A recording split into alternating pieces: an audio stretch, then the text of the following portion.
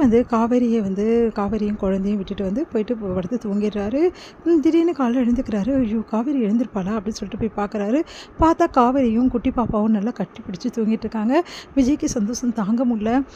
இந்த அக்கறையும் இந்த அன்பும் தாய்கிட்ட மட்டும்தான் குழந்தைக்கு கிடைக்க முடியும், வேறு யார்கிட்டேருந்தும் கிடைக்க முடியாது. நான் என்ன பண்ணுவேன், எப்படி காவேரிக்கு நான் புரிய வச்சு காவேரி குழந்தையோட சேர்ப்பேன் அப்படின்னு சொல்லிட்டு மனசு கஷ்டப்பட்டு உட்கார்றாரு விஜய் வந்து.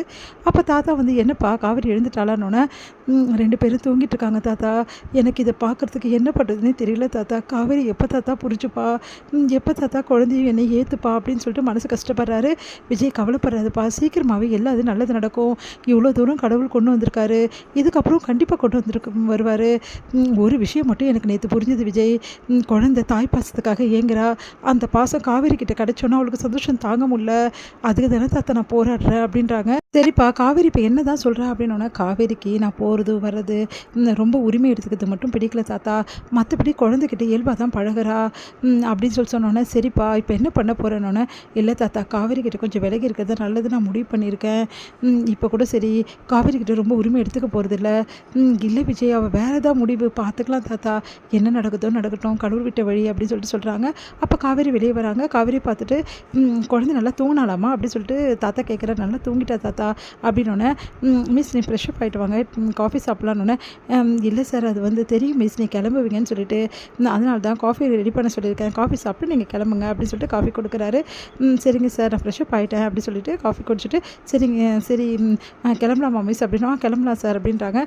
சரி குழந்தை எழுந்தோன்னே வந்து பிஸி எங்கன்னு தேடுவா, அவகிட்ட சொல்லி நான் புரிய வச்சுக்கிறேம்மா நீங்கள் கிளம்புங்க அப்படின்னோடனே, சரி ஓகேன்னு சொல்லிட்டு விஜய் வந்து காவேரியை கூப்பிட்டு கிளம்புறாரு.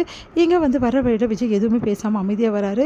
அதை பார்த்து காவேரி யோசிக்கிறாங்க, இவர் எப்போவுமே ஏதாவது கலகலன்னு பேசிகிட்டே வருவார், ஏன் அமைதியாக இருக்காரு, ஒரு வேளை அம்முக்கு உடம்பு சரின்னு அமைதியாக இருக்காரோ அப்படின்னு சொல்லிட்டு யோசிச்சுட்டு, என்ன சார் எதுவுமே பேசாமல் அமைதியாக இருக்கீங்கன்னொன்னே, என்ன பேசணும் மிஸ் அப்படின்றாங்க.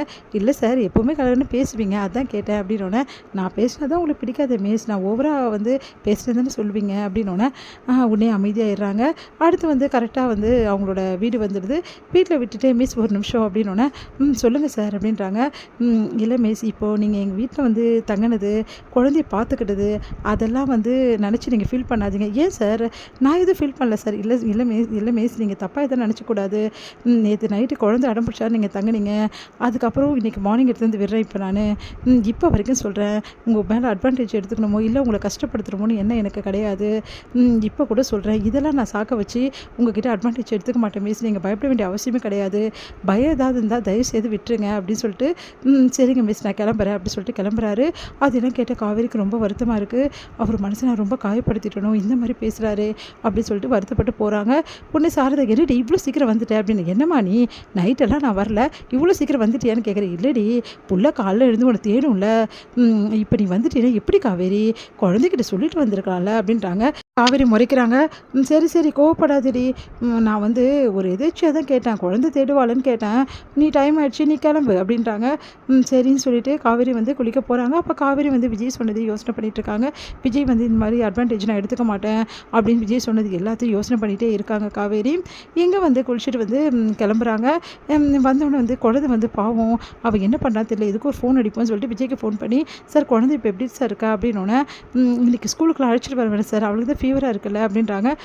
சரிங்க மிஸ் அப்படி சொன்னோன்னே, சரிங்க சார் ரொம்ப வந்து என்னை தேர்னாளா சார் அப்படின்னோடனே, எழுந்தோடனே கேட்டா, அப்புறம் நான் அவங்க சொல்லிட்டேன், அதனால சமாதானம் ஆகிட்டா. சரிங்க சார் நான் ஈவினிங் வந்து ஸ்கூல் விட்டோன்னு ஒரு வாட்டி குழந்தைய வந்து பார்க்குறேன் சார் அப்படின்னா, வேணாம் மிஸ் எதுக்கு உங்களுக்கு வீண் சிரமம், அதெல்லாம் ஒன்றும் வேணாம், குழந்தை நல்லபடி இருக்கா.